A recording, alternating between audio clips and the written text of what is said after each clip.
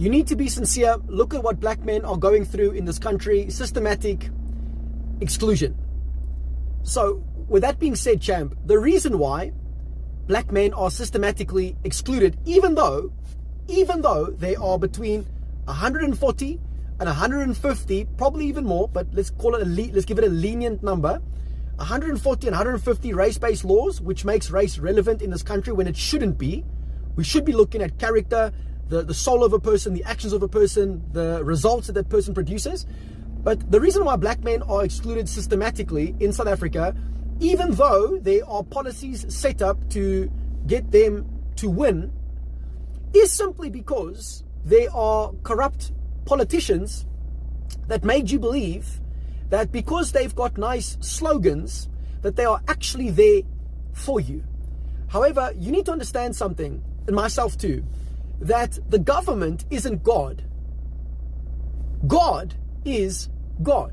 And God has established certain ways of doing life. And one of those ways is He's given us something called free will.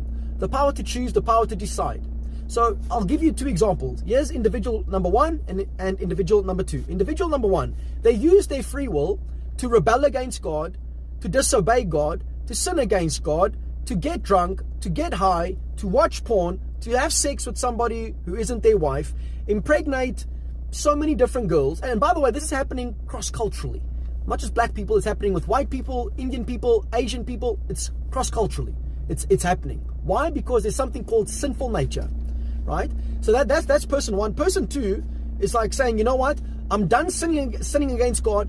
Jesus Christ, save my life and help me to make better decisions, because it boils down to the decisions that you and I ultimately make, because there's a grace upon our lives, and God is extending His hand to every single one of us.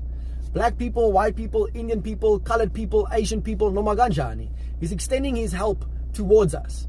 Now, you can either decide to reject that and suffer the consequences, or you can decide to receive that and live the life God has actually called you to live. That's true equality, where we've got equal opportunity because grace is available and God's giving you the power to decide. So you can either choose to reject God or you can decide to follow Him. It's your choice.